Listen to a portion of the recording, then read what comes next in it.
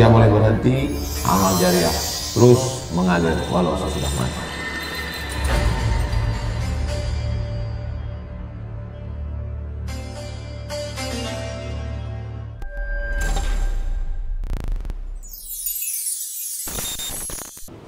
Assalamualaikum warahmatullahi wabarakatuh.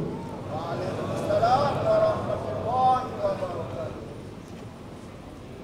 Alhamdulillah, Allahumma salli ala Sayyidina Muhammad wa ala ali Sayyidina Muhammad ibni Abdullah wa ala alihi wa sahbihi wa man tabi'ahu wa mawala. Allahumma allimna ma yanfa'una wa anfa'na bima 'allamtana innaka antal alimul hakim. Rabbi syrah li sadri wa yassir li amri wahlul 'uqdatam min lisani yafqahu qawli. Yang dihormati Tuan Syekh Alwi bin Utsman, pegawai agama daerah Pendang. Yang berbahagia Datuk Kamil Din, penaja utama kuliah perdana kita pada hari yang penuh keberkatan ini. Yang berusaha Tuan Imam Masjid Al-Falah Ferda Sungai Tiang, barisan pegawai Masjid Al-Falah, dan yang dimuliakan para jemaah muslimin dan muslimat. Semua hadirin ini insyaallah dimuliakan Allah Subhanahu wa taala. Amin ya rabbal alamin. Tajuk kita siang ini ibrah daripada hijrah. Ibrah yang pertama, bahwa orang yang paling dicintai Allah Subhanahu wa taala, Nabi Muhammad sallallahu alaihi wasallam, adalah orang yang juga mengalami kesusahan dalam hidup. Dihalau dari kampung halaman, dibenci oleh pakcik keluarga sendiri, dimusuhi, diolok, diejek. Jadi kalau kita hari ini pernah terusir dari kampung kita, kita ada susah hati, ada sakit badan, ada jiran tetangga yang tak baik, maka kita bandingkan kita ini bukan siapa-siapa, sedangkan Nabi Muhammad SAW Sayyidul Awwalin wal Akhirin, Sayyidul Anbiya wal Mursalin pun susah juga. A'udzubillahi minasyaitonirrajim. Iyamsaskum qarhun faqad massal qauma qarhun mithlu. Kalau kamu susah, maka orang-orang sebelum kamu pun juga mengalami kesusahan. Jadi bila kita bandingkan diri kita, kita akan datang kesabaran, kita akan datang kekuatan, kita akan merasa bahwa fa inna ma'al usri yusra, inna ma'al usri yusra. Saya selalu, bila saya dalam keadaan susah payah dalam hidup, sedangkan Nabi, orang yang paling dekat dengan Allah, apa kata Allah kepada Nabi Muhammad SAW? Wala sawfa yu'tika rabbuka fatarda. Apapun yang engkau mahu wahai Muhammad SAW, aku akan bagi, kata Allah. Tapi walaupun begitu, kakinya berdarah, giginya patah, keningnya berdarah, dihalau dari kampung halaman. Kalau kita dimusuhi orang lain biasa, tapi kalau yang memusuhi kita ini ahli keluarga kita, maka dalam hati kita amat sangat sakit. Dan itu dialami oleh Nabi Muhammad SAW. Bahkan satu surah khas untuk itu yang selalu kita baca dalam sembahyang. Tabbat siyada abi lahabin wa tabba ma aghna anhu maluhu, hartanya. Ma aghna anhu maluhu wa ma kasab, kerjanya, usahanya. Wa mura'atuhu, istrinya. Wa mura'atuhu hammalatal hatab fi jidha hablum min masad. Jadi kita perlu membanding-bandingkan diri kita. Kalau saya dikatakan orang Ustaz Abdul Somad hitam, kita macam mana supaya nak tenangkan hati kita? Kita mesti bandingkan. Dulu masa belajar di Maghribi, saya duduk di asrama.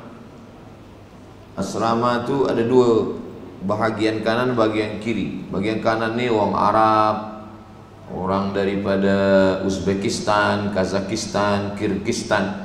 Yang di sini daripada Nigeria, Burkina Faso. Saya bersama dengan Afrika. Sebab bila di situ saya lebih putih. Jadi sebenarnya hidup ini tergantung kita membandingkan dengan siapa. Jadi kalau ada orang mengatakan kita tak boleh bandingkan hidup kita dengan orang lain, hidup kita adalah hidup kita, tak betul.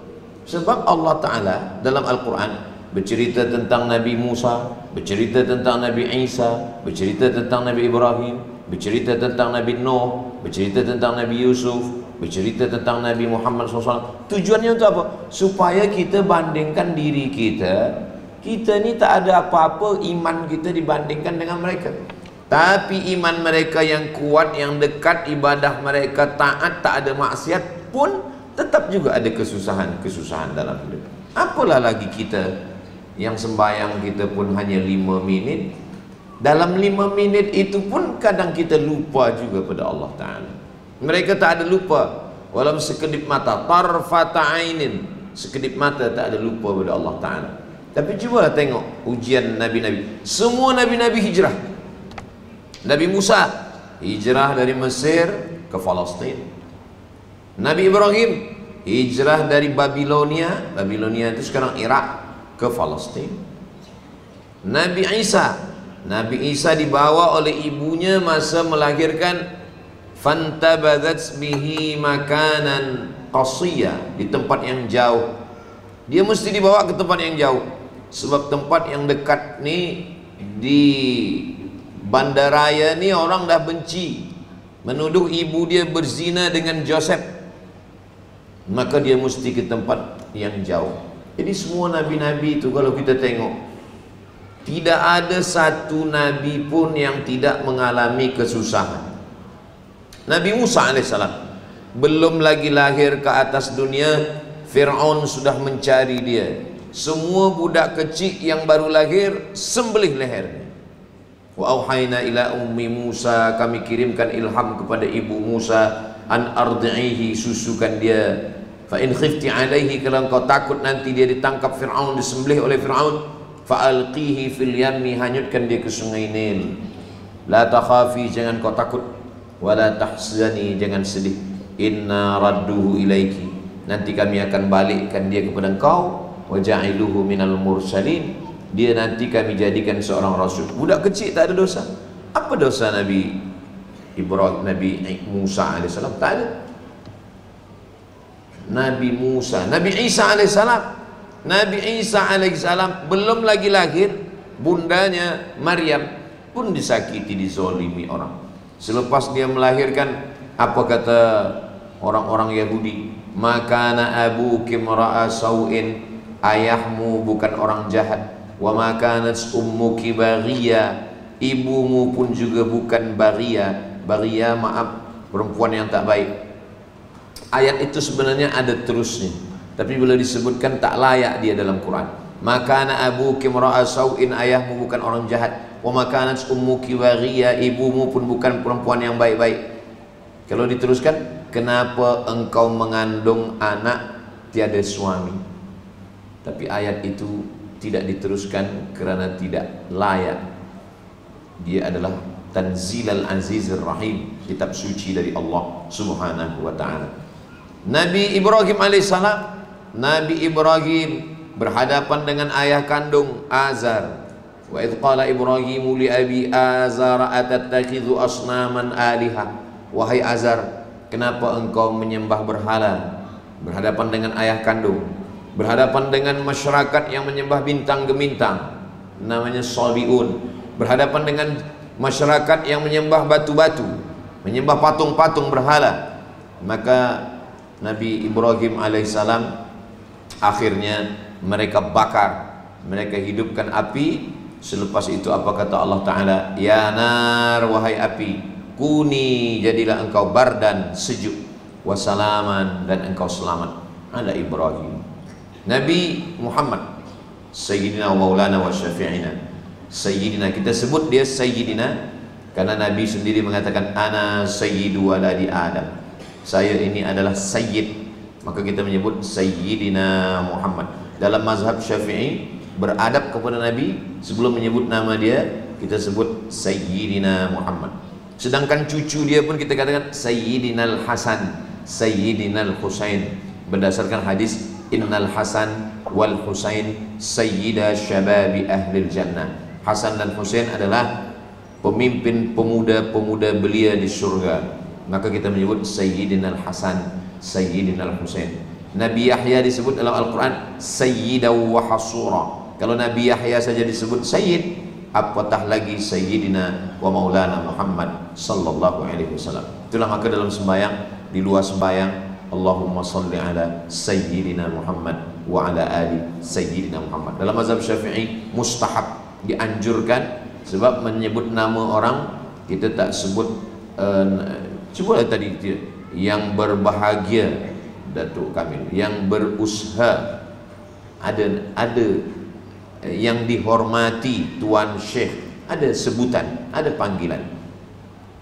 Jangan kita panggil dia seperti kita memanggil manusia biasa, maka kita menyebut dia Sayyidina. Mengapa kita sebut Maulana? Kata Nabi, man kuntu maulahu, siapa yang menjadikan aku sebagai pemimpinnya, fa'aliyun maulahu, maka Sayyidina Ali pun pemimpin dia. Maka kita sebut dengan Maulana. Mengapa kita sebut dengan Syafi'ina, pemberi syafaat?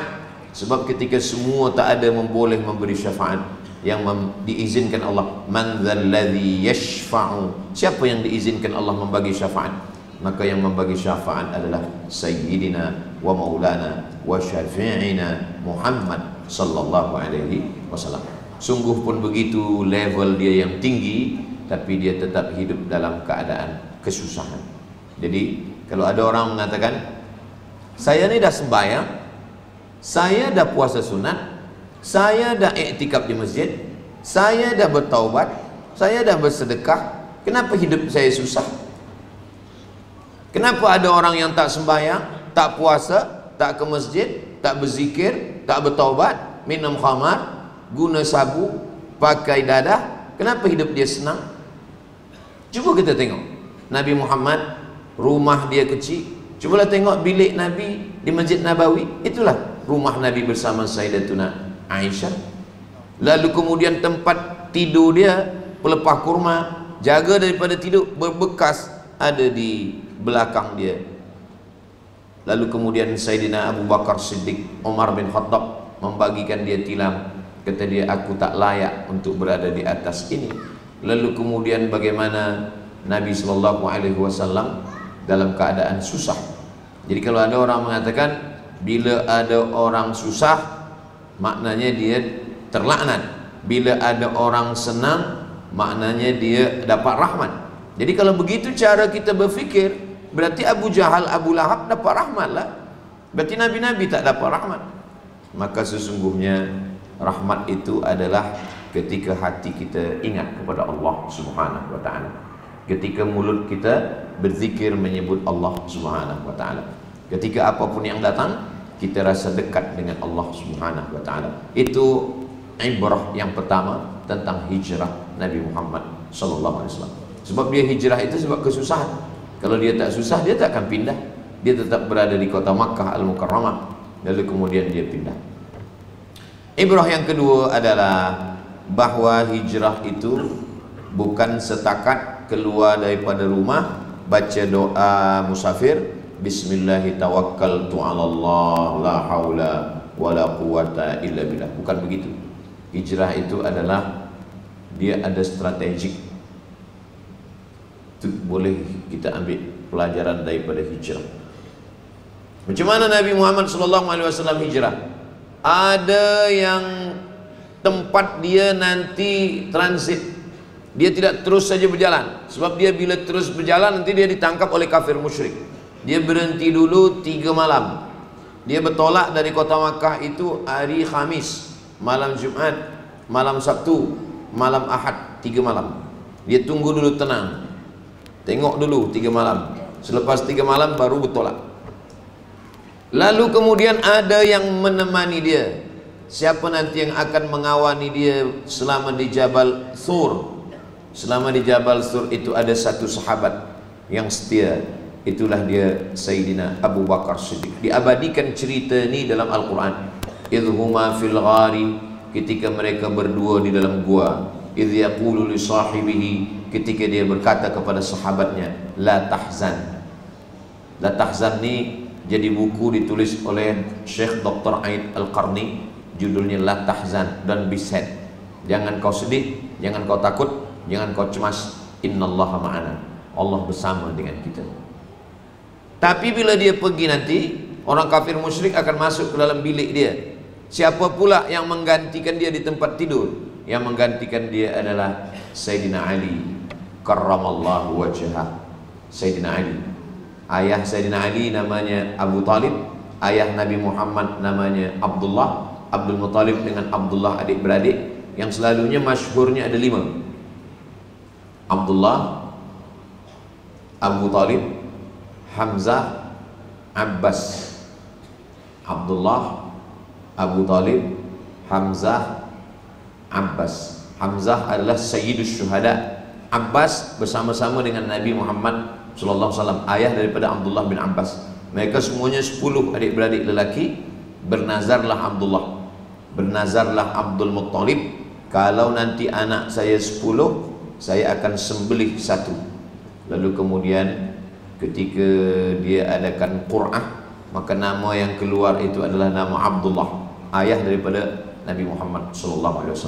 Itulah maka kata Nabi, dikatakan Nabi itu ana ibnu Zabihaini, saya ni anak daripada 2 orang yang hampir disembelih. Yang pertama Abdullah, yang kedua adalah Nabi Ismail alaihissalam. Jadi Nabi itu melangkah dari rumah ada strategik. Nah, kita pelajaran daripada hijrah, ibrah hijrah, apa strategik yang sedang kita jalankan untuk menghadapi tahun-tahun hadapan. Ustaz Abdul Somad, apa strategik dakwah Ustaz untuk tahun-tahun hadapan? Saya ke setiap negeri selama setahun hanya sekali saja. Selepas itu saya datang hari Jumat, ini hari pertama, hari Isnin pulang, Selasa, Rabu, Khamis di rumah. Masjid-masjid, padang-padang, kampung-kampung. Selepas itu tidak hanya di masjid, di universiti juga. Kita bicara kepada mahasiswa, kepada penuntut-penuntut, pelajar-pelajar, pondok-pondok. Selepas itu kita juga masuk ke pedalaman. Nanti Jumat hadapan saya akan masuk ke pedalaman-pedalaman, hutan-hutan, sebab banyak lagi kawasan dakwah yang tak ada. Kita buat pondok-pondok. Pondok ini gunanya 3. Yang pertama untuk tahfiz Quran, yang ketiga adalah, yang kedua untuk membaca kitab. Baca kitab ini penuntut-penuntut belajar nahwu, belajar sharaf, belajar balaghah, belajar ma'ani, belajar bayan, sebab kitab-kitab ini semua guna bahasa Arab. Yang ketiga adalah bagaimana mereka boleh jauh dari ibu bapa dia, bagaimana dia boleh hidup sendiri, mengatur waktu dia boleh belajar dengan baik, sebab bila dia di rumah nanti dia akan manja, dia nanti akan tonton TV, dia main guna handphone tiap-tiap hari. Maka dia mesti dimasukkan ke dalam pondok-pondok. Ini salah satu contoh strategik dakwah. Begitu juga dengan apa yang kita lakukan. Jadi kalau kita ditanya orang, apa strategik kita menghadapi masa depan? La haula wala quwata illa billah. La haula wala quwata illa billah itu selepas kita susun dengan rapi. Kita susun dengan baik. Selepas kita susun, kita berdoa. Selepas berdoa, barulah kita bertawakal kepada Allah Subhanahu wa ta'ala. Jadi Nabi menyusun strategik hijrah ini memang betul-betul siap, ready untuk pindah dari kota Makkah ke kota Al-Madinah Al-Munawwarah. Berapa lama dia siapkan? 3 tahun. Sebab 3 tahun sebelum itu sudah datang orang-orang Madinah masa musim haji. Mereka membaiat di bai'an Aqabah. Aqabah tempat melontar jumrah, ula wusta Aqabah. Lalu kemudian Nabi sudah mengirim beberapa utusan yang berdakwah ke kota Madinah. Selepas semuanya ready, siap, barulah Nabi melangkahkan kaki, Bismillahirrahmanirrahim, la haula wala quwata illa billah. Siapa saja yang berperan dalam hijrah ini, yang paling besar perannya adalah Sayyidina Abu Bakar Siddiq. Yang tidur di tempat tidur Nabi, Sayyidina Ali. Yang membawa makanan ke atas, Asma binti Abi Bakar. Yang membawa berita yang ada di Makkah, hiruk pikuk ramai, apa yang terjadi siang ini dibawa malam ke atas oleh anak Abu Bakar, namanya Abdullah bin Abi Bakar. Mesti ada yang menjaga di kaki bukit. Dia menengok tiap hari, jangan-jangan musuh naik ke atas. Namanya Amir bin Fuhairah. Ada satu penunjuk jalan. Sebab bila lalu jalan biasa, nanti orang akan tangkap. Mesti cari satu jalan khas. Yang menunjuk jalan ini namanya Abdullah bin Uraiqid. Padahal bila kita tengok dalam sirah sejarah Nabi, sebelum itu Nabi juga jalan jauh, lebih jauh daripada Madinah. Tapi tak ada orang sebanyak itu. Cukup Nabi sendiri saja. Yang manusia, Nabi sendiri saja. Yang lain itu bukan manusia. Jibril bukan manusia, Burak bukan manusia. Bertiga. Nabi Muhammad SAW, malaikat Jibril dan Burak. Ketiga-tiga makhluk ini berbeza. Dan mereka melakukan perjalanan lebih jauh daripada Madinah. Ceritakan dalam Al-Quran, Subhanalladzi asra bi'abdihi laylan minal masjidil haram ilal masjidil aqsa. Kemudian dalam surat An-Najm, laqad ra'ahu nazlatan ukhra inda sidratil muntaha. Tapi tak ada perlu orang banyak. Apa beza hijrah dengan Isra Mi'raj? Isra Mi'raj adalah rihlah ilahiyah, perjalanan ketuhanan. Sedangkan hijrah adalah rihlah insaniyah, perjalanan kemanusiaan. Kita tidak disuruh untuk Isra Mi'raj, kita disuruh untuk hijrah. Tapi banyak umat Islam ini, dia nak hijrah tapi naik ke Sidratul Muntaha. Kita tidak disuruh pergi ke hijrah Sidratul Muntaha. Kita cukup berhijrah dari tak baik kepada yang baik. Hijrah bukan pindah tempat. Hijrah adalah man hajara ma nahallahu anhu. Manil muhajir? Siapa orang yang hijrah itu wahai Rasulullah? Rasulullah SAW menjawab, man hajara ma nahallahu anhu. Orang yang meninggalkan semua yang dilarang Allah SWT. Bila hijrah itu pindah tahun, tentulah kita tiap-tiap tahun hijrah. 1445, 1446, 1447, tahun hadapan 1448. Tapi hijrah adalah pindah dari yang maksiat kepada taat, hijrah daripada khamar kepada taubat, hijrah daripada dosa kepada amal ibadah. Itu barulah dia betul-betul hijrah, dan ada strategi kita untuk melakukan hijrah. Ibrah yang ketiga. Ibrah yang ketiga, kalau kita senang banyak kawan tertawa, tapi kalau kita susah kita ada kawan menangis. Falyadhaku qalilan waliyabku katsiran. Hendaklah mereka banyak menangis dan sikit tertawa. Apa beza orang menang dengan orang kalah? Orang menang banyak kawan, orang susah punya sahabat sejati. Nabi Muhammad SAW punya sahabat sejati. Sebab apa? Sebab masa kita susah itu, bila banyak duit, banyak kawan. Bila banyak utang, kawan lari. Nabi SAW ketika dalam keadaan susah, disitulah nampak sahabat-sahabat yang luar biasa.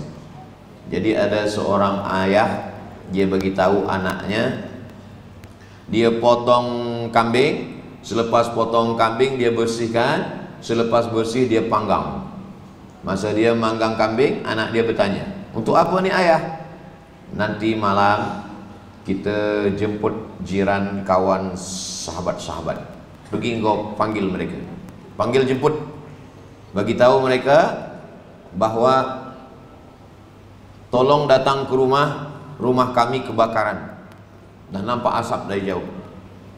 Rupa-rupanya malam datang, yang datang hanya beberapa orang saja. Yang lain mengatakan dia sedang ada aktiviti, yang lain mengatakan dia tak boleh datang, dia tak boleh tinggalkan anak bini dia. Jadi yang datang hanya beberapa orang saja. Anak dia bertanya, kenapa ayah cakap kita tidak jemput mereka makan? Sebab bila jemput makan, ramai yang datang. Tapi kalau kita jemput nak padamkan api, sikit yang datang. Mereka inilah yang layak untuk mendapatkan kambing yang kita panggang malam. Tapi ini tak boleh diamalkan.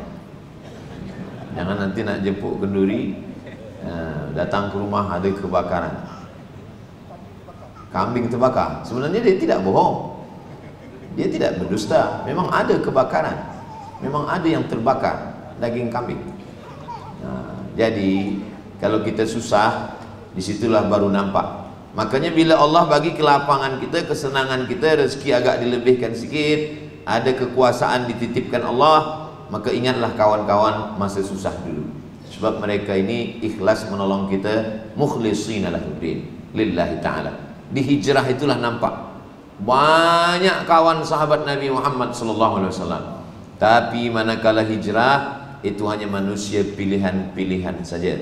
Dan di antara sahabat Nabi, itulah dia Sayyidina Abu Bakr As-Siddiq radhiyallahu anhu, Sayyidina Ali karramallahu wajhah, Amir bin Fuhairah, Abdullah bin Abi Bakar radhiyallahu anhuma, Asma binti Abi Bakar yang menikah dengan Zubair ibn al-Awwam, punya anak lelaki bernama Abdullah ibn Zubair ibn al-Awwam radhiyallahu anhum ajma'in. Semoga Allah meridai mereka semua insyaallah, amin ya rabbal alamin. Nah, apa maknanya? Bahwa ibrah yang ketiga adalah ketika Allah Subhanahu wa taala membuat Nabi sallallahu alaihi wasallam dalam keadaan susah ini, datang orang-orang yang menolong. Dan sahabat-sahabat ini bukan dari keluarga. Yang menolong datang dari kota Al-Madinah Al-Munawwarah. Taif lebih dekat. Ini Makkah, ini Taif, lebih kurang 100 km. Taif, tapi Taif tak nak tolong. Taif menolak. Mereka tidak sambut Nabi dengan tala'al badru alaina. Mereka tidak sambut Nabi dengan marhaban ya nurul aini. Mereka sambut Nabi dengan batu, dengan kayu, dengan tulang unta, sampai berdarah kaki Nabi sallallahu alaihi wasallam, sampai datang malaikat penjaga gunung-gunung namanya Malakul Jibal. Apa kata Malakul Jibal? Tunjukkan mana gunung yang besar, akan aku cabut, aku timpakan kepada mereka, mati mereka semua. Kata Nabi sallallahu alaihi wasallam, ilaika ashku dha'fa quwwati, kepada engkau aku mengadukan kelemahanku, wa qillata hilati, ketidakberdayaanku, wa hawani 'alan nas, aku hina di atas manusia. Allahumma anta rabbul mustad'afin, engkau adalah Rabb, Tuhan orang-orang yang lemah, tolonglah aku ya Allah. Lalu Nabi doakan mereka, Allah asallah an yukhrij min aslabihim man ya'budullaha wa la yusyrika bika syai'a. Mudah-mudahan keluarlah dari tulang sulbi mereka anak keturunan yang akan mentauhidkan engkau dan tidak mempersekutukan engkau dengan apapun. Itulah orang-orang Taif. Hari ini 100% orang Taif ini muslim, masuk Islam berkat doa Nabi Muhammad sallallahu alaihi wasallam. Jadi ketika Nabi sedang hijrah itu memang betul-betul nampak mana sahabat-sahabat pilihan yang betul-betul kerana Allah Subhanahu wa taala. Makanya hijrah itu kata Sayyidina Ali, al-hijratu tufarriqu bainal haqqi wal batil. Hijrahlah yang membezakan antara orang yang hak dengan orang yang batil. Abu Bakar Siddiq, anak dia bagi Aisyah radhiyallahu anha. Anak perempuan membawa makanan, Asma binti Abu Bakar. Anak lelaki membawa berita, Abdullah bin Abi Bakar. Ayah kandung dia tinggalkan. Ayah Abu Bakar itu tak Islam. Masuk Islamnya 8 tahun selepas itu, masa Fathu Makkah, baru dia bersyahadat. Namanya Abu Quhafah. Abu Quhafah masa itu buta, sudah tua, ditinggalkan oleh Nabi Muhammad bersama Abu Bakar Siddiq. Jadi Abu Bakar Siddiq, la tasubbu ashabi, jangan kamu maki sahabat.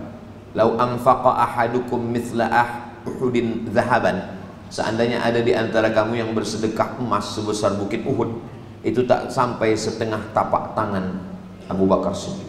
Kenapa? Sebab bila ada orang sekarang banyak bersedekah, kerana Islam memang sudah kuat. Tapi pada masa hijrah, masa lemah, masa susah, Abu Bakar memberikan semuanya.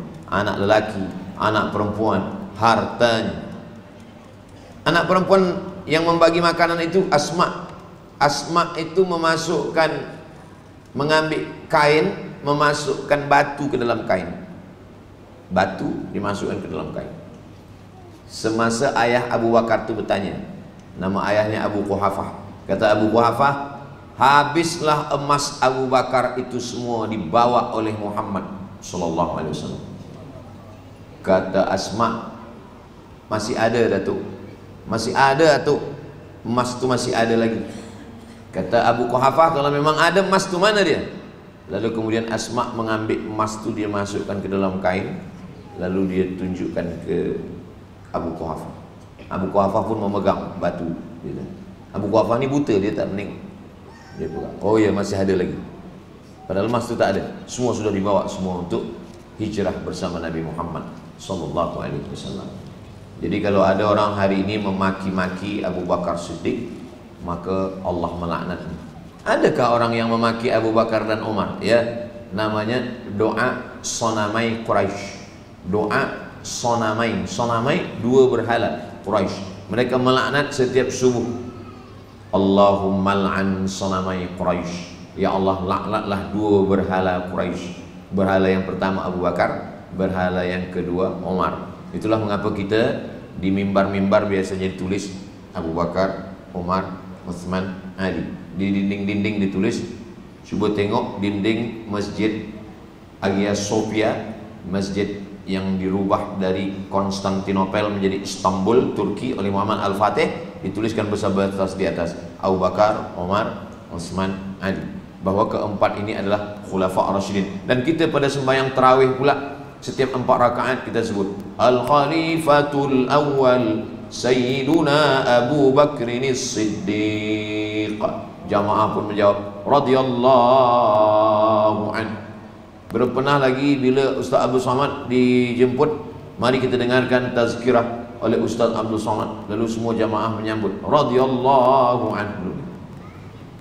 Sebab apa? Sebab Abu Bakar ini memang diridhai Allah Subhanahu wa taala. Sayyidina Ali diridhai Allah. Bukan kerana kita cinta kepada Sayyidina Ali lalu kita olok Abu Bakar dan Umar, Utsman. Bukan kerana kita cinta kepada Abu Bakar, Umar dan Utsman lalu kemudian kita tak sayang kepada Sayyidina Ali.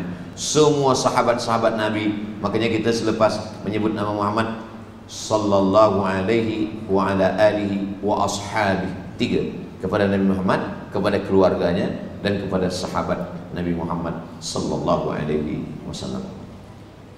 Ibrah yang keempat. Ibrah yang keempat yang boleh kita ambil pelajaran adalah bahawa ketika kita sedang berjalan, kita baru tahu sifat orang. Kenal dengan Ustaz Abdul Somad? Kenal. Pernah jumpa? Belum. Belum kenal. Kata Anis Mansur dari Mesir, dia menulis di Ahram. Pernah kenal dengan orang? Pernah. Pernah jumpa? Belum. Berarti belum kenal. Pernah kenal dengan orang? Pernah. Pernah berjalan bersama? Belum. Berarti belum kenal. Pernah kenal dengan orang? Pernah. Pernah serumah dengan dia? Belum. Berarti belum kenal dengan orang. Jadi yang betul-betul kenal dengan kita adalah orang yang pernah berjumpa, yang pernah sama berjalan, yang pernah kita agak serumah dengan dia, tahu sifat asli, barulah kenal. Dan itu dialami oleh Nabi Muhammad sallallahu alaihi wasallam bersama Abu Bakar Siddiq. Tahu betul macam mana sifat dia. Malam itu mereka naik ke atas pukul 2 malam, sampai di atas Jabal Thur, gelap gelita. Kemudian ketika Nabi Muhammad SAW akan masuk ke dalam lubang batu, Abu Bakar menahan, jangan engkau masuk ya Rasulullah. Mungkin di dalam ada binatang berbisa, mungkin di dalam ada singa, ada harimau yang akan memakan. Kalau aku yang mati ya Rasulullah, hanya aku saja yang mati dan anak istri yang bersedih. Tapi kalau engkau yang meninggal ya Rasulullah, maka semesta alam berduka sebab risalah Islam tak sampai. Maka masuklah Abu Bakar Siddiq ke dalam. Setelah dia tengok, dia bersihkan semua, tak ada apa-apa, barulah dia sila Nabi Muhammad sallallahu alaihi wasallam masuk. Nyawa dia bagikan, anak dia bagi, anak lelaki dia bagi, anak perempuan dia bagi, harta dia bagi, emas dia bagi, nyawa dia bagi. Itulah makna la yu'minu ahadukum, kamu belum beriman hatta akuna ahabba ilaih, sampai dia mencintai aku, min malihi, daripada hartanya, min nafsihi, daripada dirinya, min auladihi, daripada anak-anaknya, min ahlihi, daripada istrinya. Mereka meninggalkan istrinya, meninggalkan anaknya, meninggalkan hartanya, meninggalkan semua kerana Allah Subhanahu wa ta'ala. Maka ketika itu barulah nampak. Kalau hanya setakat hanya bersahabat di masjid, belum lagi kita mengetahui sifat asli daripada manusia. Ketika Nabi SAW dengan para sahabat bersama Abu Bakar Siddiq, barulah nampak Abu Bakar masuk dalam, dan 3 malam mereka berada di dalam. Waktu mereka masuk itu malam Jumat, malam Sabtu, malam Ahad. Ahad malam Isnin barulah mereka pergi menuju Quba sebelum sampai ke kota Yathrib yang kemudian berubah nama menjadi Al-Madinah Al-Munawwarah, kota yang penuh dengan cahaya, munawwarah, terang benderang karena cahaya nurun nubuwah, cahaya kenabian Nabi Muhammad sallallahu alaihi wasallam. Sampai malam Nabi, bila Abu Bakar Siddiq membersihkan lubang batu itu, ternyata dia tengok di dalam itu ada lubang. Lalu dia takut nanti ada sesuatu yang keluar, dia duduk di lubang batu itu. Lalu kemudian kerana letih naik ke atas, Nabi SAW meletakkan tengkuknya ke atas paha kaki Abu Bakar Siddiq. Selepas itu Nabi pun tertidur. Bila Nabi terjaga, sebab ada air yang menetes dari atas, rasa-rasanya tak mungkin embun sebab batu panas. Nabi bertanya, gelap, air apa ini wahai Abu Bakar? Abu Bakar Siddiq mengatakan, ini air mataku ya Rasulullah. Kenapa Nabi menangis? Kerana rupanya dari lubang batu itu ada ular yang menyengat, menggigit kaki dia, maka dia tak tahan. Kakinya boleh dia tahan tak bergerak, tapi air matanya tak boleh dia tahan. Air matanya menetes dan jatuh ke pipi Nabi Muhammad sallallahu alaihi wasallam. Itu maka kita jangan cemburu, jangan kita rasa kenapa dia radhiyallahu an. Jadi kalau ada yang nak dapat radhiyallahu an, cubalah ambil ular, letakkan ke kaki, kalau tahan tak bergerak bolehlah radhiyallahu an. Anak dia bagi, harta dia bagi, emas dia bagi, nyawa dia bagi, disengat ular berbisa pun dia boleh menahan kakinya. Abu Bakar Siddiq. Lalu kemudian mereka pun teruskan perjalanan. Sampai di suatu perjalanan mereka tengok ada tempat mengembala kambing. Biasanya orang-orang kaya musyrik jahiliyah, dia sediakan tempat pengembala kambing, dia bayar satu pengembala kambing, dia bagi upah. Dan sesiapa saja yang lalu lalang boleh mengambil minum, dan sudah menjadi urf, tradisi kebiasaan mereka. Jadi walaupun orang Arab bakhil, tapi kalau untuk mengambil susu kambing boleh. Bila sampai di situ, Abu Bakar Siddiq minta izin kepada pengembala kambing, boleh kami ambil air ini? Kata pengembala kambing, silalah kalau ada air susu kambing. Sebab sekarang ini sedang musim kemarau, musim panas, tak ada air susu kambing. Kambing-kambing kurus, tak minum. Disitulah nampak mukjizat Nabi Muhammad SAW. Setelah itu dapat air, Abu Bakar Siddiq menyapu bagian bawah. Dia takut ada pasir yang jatuh ke kain Nabi. Dia bersihkan. Selepas dia bersihkan, dia bagi ke Nabi SAW. Nabi meminum. Fasyariban nabiyyu hatta irtawaitu. Nabi meminum air itu hingga hausku hilang. Yang meminum Nabi, tapi yang hausnya hilang Abu Bakar. Rupa-rupanya kalau kita ni dah dekat berkawan, menengok kawan minum, haus kita boleh hilang. Saya belum sampai begitu. Saya menengok pakcik minum, haus saya menjadi-jadi. Itulah makna ukhuwah. La yu'minu ahadukum, kamu belum beriman, hatta yuhibba li akhi, sampai engkau sayang kepada saudaramu, ma yuhibbu li nafsi, sayang macam sayang pada diri sendiri. Mengukur iman ni bukan berapa banyak kita puasa sunat. Mengukur iman ni bukan tengok berapa kali kita tahajud. Mengukur iman ni bukan tengok berapa kali kita ke Baitullah. Walaupun semua ibadah ni baik, sembahyang baik, tahajud baik, umrah baik, puasa sunat baik, semua baik. Tapi iman diukur dari rasa. Bagaimana kita boleh merasa? Cuba kita menung. Haji sudah, puasa sunat sudah, sembahyang sudah. Adakah kita rasa sakit menengok anak Palestin disiksa? Adakah kita merasa sakit menengok anak Palestin tak makan? Adakah kita merasa sakit menengok orang Palestina? Kalau ada, berarti kita beriman. Kalau tak ada, kita perlu berdoa kepada Allah. Kita khawatir kita dah mati rasa. Kita belum mati, tapi rasa kita dah mati duluan. Kenapa mati rasa? Sebab mungkin makan syubhat. Kenapa merasa ini boleh mati? Kita kalau terlampau lama duduk, itu kaki kita boleh mati rasa, tak ada rasa lagi, kebas. Maka begitu juga kalau hati kita yang sudah tak ada rasa lagi. Makanya kata Nabi, la yabitu syab'anan, tidak boleh orang tidur dalam keadaan kenyang. Wajaruhu ila jambihi ja'i'un, jirannya kelaparan. Sehebat apapun tahajud malam, kaki sampai bengkak, sehebat apapun orang membina masjid, tapi kalau jirannya kelaparan, dia tak peduli, laisa bil mu'min, dia bukan orang beriman, kata Nabi Muhammad sallallahu alaihi wasallam.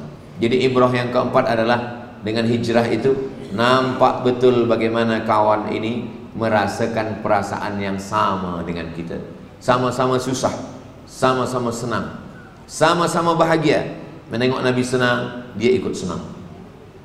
Sekarang banyak manusia ini senang menengok orang susah, susah menengok orang senang.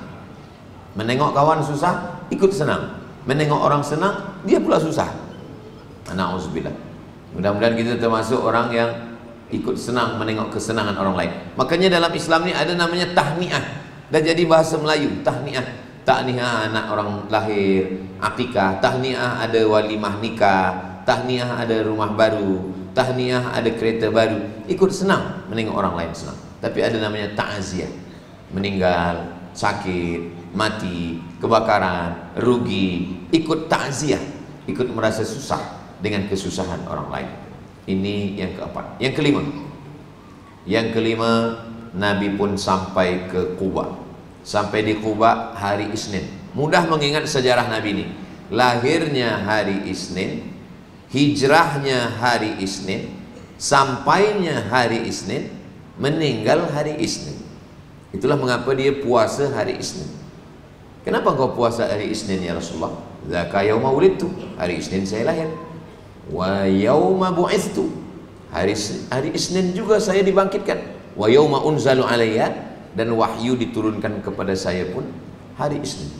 Nabi SAW bertolak dari kota Makkah itu hari Ahad malam Isnin. Dah masuk Isnin. Sebab Isnin itu bukan terbit matahari. Isnin itu masuknya tenggelam matahari. Kita sekarang ni hari Jumaat. Nanti bila tenggelam matahari, maghrib nanti, itu dah masuk Sabtu. Makanya Nabi itu disebut hijrahnya hari Isnin. Kalau ada orang mengatakan belum lagi masuk Isnin, sebab dia pergi itu malam. Dah masuk Isnin sebab perubahan hari itu dari maghrib. Dari maghrib itu dah berubah hari. Nanti bila azan maghrib, itu sebenarnya kita dah masuk hari Sabtu. Esok harinya, malamnya dulu. Malam Sabtu, baru esok disebut dengan Sabtu. Esok malam tu dah masuk Ahad. Maka menghitung kira akikah pun begitu juga. Bila dia lahir hari ini, itulah hari pertama. Hari ketujuh nanti dia akan yuzbahu anhu yauma sabi'ihi, disembelihkan kambing yang ketujuh, yuhlaqu, dicukurkan rambutnya, wa yusamma, dikasih nama yang baik-baik. Ibrah yang kelima adalah Nabi SAW sampai hari Isnin di Quba. Di Quba itu dia 4 malam. Malam Selasa, malam Rabu, malam Khamis, malam Jumat. Selama 4 malam di Quba, berdiri satu masjid. Itulah dia Masjid Quba. Panjang umur, sehat badan, mudah-mudahan kita boleh sembahyang di Masjid Quba ini, insyaAllah. Siapa yang datang ke Masjid Quba, salat sunat di Masjid Quba, dia dapat pahala macam umrah. Kenapa Nabi mengatakan dapat pahala macam umrah? Sebab mereka selama 6 tahun tak boleh pergi umrah. Tahun 1, tahun 2, tahun 3, tahun 4, tahun 5, tahun 6, tidak ada boleh pergi ke Makkah. Maka untuk mengobati hati yang rindu, mereka datang ke Quba, sembahyang solat sunat di Quba, dapat pahala macam umrah. Jadi bila kita pergi ke Madinah, jangan lupa singgah ke Quba. Tujuan ke Quba sembahyang sunat. Sebab banyak juga jamaah yang ke Quba bukan sembahyang sunat, nak ambil gambar update status. Dah sampai ke Quba, alhamdulillah, tapi belum sembahyang lagi. Sampai di Quba, salat sunat. Kalau kebetulan pagi, tahiyatul masjid, lepas tu duha. Kalau kebetulan waktu-waktu yang lain, selama bukan waktu larangan, maka tahiyatul masjid tak ada larangan. Bila pun tahiyatul masjid boleh Idza dakhala ahadukumul masjid, bila masuk masjid pagi, petang, siang, malam, sembahyang sunat di Masjid Quba. Apa ibrah yang kelima? Bahwa di mana kaki dipijak, di situ masjid dibina. Selama ini kita orang Melayu, di mana bumi dipijak, di situ langit dijunjung. Di mana lelaki bertanjak, di situ perempuan bertudung. Betul, tak salah. Tapi raja-raja dulu, sultan-sultan dulu, bila dia memijakkan kaki satu kawasan, dia akan bina masjid. Makanya masjid sultan ini, masjid raja ini, masjid tuan ini, masjid syekh ini, sebab mereka membina masjid. Maka bila kita ingin meninggalkan sesuatu, bak kata pepatah orang Melayu, harimau mati meninggalkan belang, gajah mati meninggalkan gading, manusia mati meninggalkan nama. Maksud nama, benalah masjid yang meninggalkan nama. Maka di Mesir ada masjid nama Masjid Amr bin Aus, Masjid Imam Syafi'i, Masjid Bani Umayyah di Dimashq, Suriah. Ini semua. Di Maghribi ada Masjid Hasan Al-Thani. Ini semua masjid ini dibina. Bila kita tak kaya, tak boleh membina semua masjid. Ma la yudraku kullu, la yutraku kullu. Kalau tak boleh bina semua, jangan tinggalkan semua. Mungkin kita ambil satu tiang, satu pintu, satu tingkap, satu dinding, satu seramik, satu lantai, satu karpet. Apa yang boleh kita buat? Maka Masjid Al-Falah, Felda Sungai Tiang ini juga boleh kita support untuk pembangunan fasa 1 Masjid Al-Falah yang perlu sebanyak 490.000 ringgit.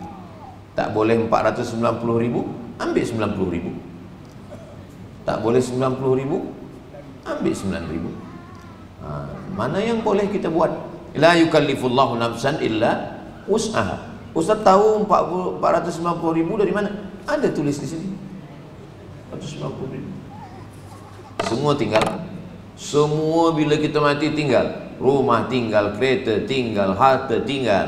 Yang kekal abadi, inilah Masjid Al-Falah Felda Sungai Tiang ini. Sebab anak cucu kita di sini akan sembahyang subuh, zuhur, asar, maghrib, isya, tarawih, witir, tahajud, duha, sembahyang Aidil Fitri, Aidil Adha, istisqa, sembahyang hajat. Semua mengalir sebagai amal jariah. Orang-orang yang sudah mati itu ditanya Allah Ta'ala, hai mayat-mayat, hai jenazah-jenazah, mau kamu bila dibagi hidup lagi? Mereka menjawab, laula akhartani ila ajalin qarib, bagilah saya masa ya Allah kejap. Tak boleh sehari 1 minit pun saya nak hidup lagi, 1 second kalau boleh hidup. Kata Allah Ta'ala, kalau aku bagi hidup kamu nak buat apa? Mereka menjawab, fa'as-saddaqa, kami mau bersedekah, wa akum minas salihin, dan menjadi orang yang soleh. Bila saya sebut sedekah, maka keluar semua box. Cuba bawa ke atas tempat puan-puan. Sengaja dibuat itu mulut dia besar. Maknanya bila siapa yang lupa membawa duit, boleh diisi dengan cincin, gelang, rantai, boleh diisi, nanti dijual, dibinakan untuk masjid pembangunan fasa 1 Masjid Al-Falah Felda Sungai Tiang. Inilah yang akan menolong kita di hadapan Allah Subhanahu wa Ta'ala. Yauma la yanfa'u malun, hari itu tak ada guna harta, wala banun, tak ada guna anak, illa man atallah, kecuali orang yang datang menghadap Allah biqalbin salim, dengan hati yang bersih. Mana hati yang bersih? Hatinya bersih, karena hatinya bersih dia memberikan sedekah. Orang-orang yang bersedekah itu didoakan oleh malaikat. Apa kata malaikat? Allahumma a'ti munfiqan khalafa, ya Allah bagilah dia ganti. Malaikat yang mendoakan pasti dikabulkan Allah. Hadisnya ada dalam Sahih Al-Bukhari, Allahumma a'ti munfiqan khalafa, ya Allah bagilah dia ganti. Orang yang tidak bersedekah, Allah Maha Adil. Yang tak nak bersedekah pun didoakan juga. Allah kirim juga malaikat mendoakan dia. Apa kata malaikat? Allahumma a'ti mumsikan talafa, yang tak nak bersedekah binasakanlah dia. Mudah-mudahan kita selamat daripada binasa. Biasanya binasanya datang dari yang kecil-kecil dulu. Keluar nanti dari masjid, tiba-tiba je selipar hilang, mungkin helmet hilang, lama-lama suami pun boleh hilang juga. Na'udzubillah. Mudah-mudahan selamat semuanya insyaAllah. Saya bukan nak takut-takutkan, saya hanya bacakan hadis dan terjemahnya saja. Hadisnya ada dalam Sahih Al-Bukhari, Sahih Muslim. Allahumma a'ti munfiqan khalafa, ya Allah bagilah dia ganti. Allahumma a'ti mumsikan talafa, berikanlah dia kebinasaan. Jadi selama 4 hari tegak satu masjid. Saya pun berharap-harap nanti bila saya balik saya dapat kabar dari pengerusi Masjid Al-Falah Felda Sungai Tiang, Ustaz Abdul Somad, selepas 4 hari Ustaz balik, alhamdulillah terkumpul 490,000 insya-Allah. Amin. Ustaz datang hari Jumaat, Sabtu, Ahad, Isnin, alhamdulillah selesai Ustaz. Kalaupun belum juga, saya berharap jamaah datang kemari. Walaupun saya bagi tazkirah di Masjid Al-Falah Felda Sungai Tiang, tapi sebenarnya semua orang Malaysia yang ada di luar negara pun boleh menonton. Mereka tahu, oh Ustaz Somad buat sumbangan untuk Masjid Al-Falah Felda Sungai Tiang, mereka boleh transfer, bagi tahu number berapa, mereka akan kirimkan. Yang ada di Europe, yang ada di mana-mana, mereka boleh tolong, kerana nanti mereka akan tonton di channel Ustaz Abdul Somad Official. Jangan lupa subscribe, like, share and comment. Muslimin muslimat yang dimuliakan Allah Subhanahu wa taala. Ma la yudraku kullu la yutraku kullu. Kalau tak boleh bina semua, jangan tinggalkan semua. Apa yang boleh kita buat? Sebab kita ditanya bukan kamu buat satu masjid apa tidak. Tidak. Allah cuma tanya apa yang sudah kamu buat, apa yang sudah kamu tolong. Sahabat Nabi tak semuanya bina masjid. Ada mereka hanya bawa batunya saja, ada mereka hanya buatkan tiang kurmanya saja. Bahkan ada sahabat perempuan, dia hanya buatkan mimbarnya saja. Sebab Nabi bila bagi tazkirah, Nabi tegak, Nabi bersandar di tiang. Datang seorang perempuan, Indi Najjar, saya ada tukang kayu, kalau saya buatkan mimbar boleh tak Rasulullah? Kata Nabi, silalah buat. Itulah dibuatkan mimbar 3 lantai. 1, 2, 3. Nabi naik pada lantai yang ketiga. Nabi bagikan tazkirah mimbar sunnah Nabi Muhammad SAW. Jadi apa yang kita ada, apa yang kita punya, kita bagi. Itu yang menolong kita di hadapan Allah. Yatsba'ul mayyita salasun, yang mengiringi mayat ke liang lahat ni bukan banyak, 3 saja. Yang pertama mal, harta. Yang kedua ahlu, keluarga. Yang ketiga wa amaluhu yarji'u usnani, yang 2 ni balik ke rumah. Yang 2 ni balik ke rumah. Harta, kereta, motosikal, selimut, semua balik ke rumah. Apalagi keluarga, balik. Isteri, anak, menantu, kawan, jiran, sahabat, semua balik. Wa yabqa wahidun, yang tinggal hanya 1 saja, wa amaluhu. Kalau nak kirim Al-Fatihah, kita sebut nama. Ila arwahi abaina wa ummatina wa ajdadina wa jaddatina wa limasyayikhina ila almarhum fulan bin fulan, fulana binti fulana, fulana binti fulan. Tapi kalau sedekah untuk masjid, kita tak perlu sebut. Kita bagi saja, kita tak perlu sebut. Kita semua yang datang ni, pahala iktikaf kita, pahala sembahyang kita, pahala puasa kita, pahala zikir kita mengalir kepada mereka yang sudah meninggal tanpa kita sebutkan kepada almarhum fulan bin fulan. Kenapa? Karena di antara amal yang mengalir tak putus, kata Nabi dalam Sahih Muslim, shadaqatun jariyah, ilmun yuntafa'u bih, waladun salihun yad'u lah. Ada orang bersedih, saya tak ada anak Ustaz. Tak apa. Saya tak ada ilmu, tak boleh mengajar. Tak apa. Tapi yang 3 ni pasti ada. Shadaqatun jariyah. Ada orang tak ada anak, ada orang tak ada ilmu, tapi untuk yang ini shadaqatun jariyah. Tak boleh banyak, sikit. Lebih baik banyak ikhlas daripada sikit tak ikhlas. Betul tak betul? Maka kita tolong Masjid Al-Falah, insya-Allah Allah pun akan menolong kita. Wallahu fi aunil 'abdi, Allah akan menolong seorang hamba. Madamal 'abdu fi auni akhi, selama hamba itu mahu menolong saudaranya. Tadi saya mula tazkirah ni pukul 3, sekarang dah pukul 4. Di mana-mana Ustaz Abdul Somad bagi tazkirah 1 jam, sesuai yang tertulis di tempat botol minum 600 ml. Ini sebetulnya sikit, 300 ni. Di mana-mana 60 minit. Selama 60 minit ini saya dibagi tajuk ada ibrah hijrah. Itulah 5 ibrah hijrah. Mudah-mudahan boleh kita amalkan, boleh kita ambil sebagai pelajaran. Mudah-mudahan ada manfaatnya. Terima kasih atas segala perhatian. Mohon maaf atas segala kesilapan dan kekhilafan. Aqulu qawli hadza astaghfirullah li wa lakum. Subhanakallahumma wa bihamdika asyhadu an la ilaha illa anta astaghfiruka wa atubu ilaik. Wa sallallahu ala sayyidina Muhammad wa ala alihi wasallam. Walhamdulillahirabbil alamin. Terima kasih. Mohon maaf. Wassalamualaikum warahmatullahi wabarakatuh.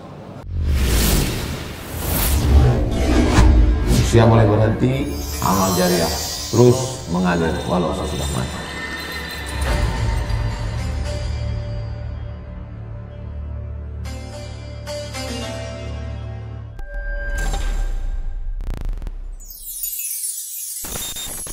Hadiahkan untuk almarhumah ibu, almarhum ayah, kita dapat, orang tua pun dapat. Assalamualaikum warahmatullahi wabarakatuh. Bapak, ibu, abang, kakak, adik, sahabat jamaah dimanapun berada, ma'akal tafa'afnaita, makanan yang dimakan berubah menjadi kolesterol, diabetes, jantung, gula, dan lain sebagainya. Wa malabista fa'ablaita, yang dibelikan ke pakaian, busuk, lapu, ketinggalan zaman. Wa mata saddaqta fa'amdaita, yang diwakafkan, disedekahkan, itulah yang akan kekal abadi. Rumah besar hanya menjadi kenangan, lapuk, berlumut, tumbang, tinggal. Ada kelas yang dipakai para penghafal Quran, itulah yang kekal abadi, mengalir pahalanya untuk kita. Hadiahkan untuk almarhumah ibu, almarhum ayah, kita dapat, orang tua pun dapat. Satu lantainya 4 kelas, totalnya 16 kelas, tempat santri belajar. Yang sekarang santri belajar di asrama. Asrama bisa dibuat kelas, tapi nanti pindahkan ke kelas semua. Mari kita support pembangunan, kirimkan semen, batu bata, kerikil, pasir, besi, dan lainnya melalui rekening BSI 767 7777227. Sekali lagi 767 7777227 atas nama Yayasan Pendidikan Hajah Rohana. Konfirmasinya jangan lupa ke nomor berikut 0811 6650 026. Sekali lagi 0811 6650 026. Berkah selalu, barakallahu fikum. Wassalamualaikum warahmatullahi wabarakatuh.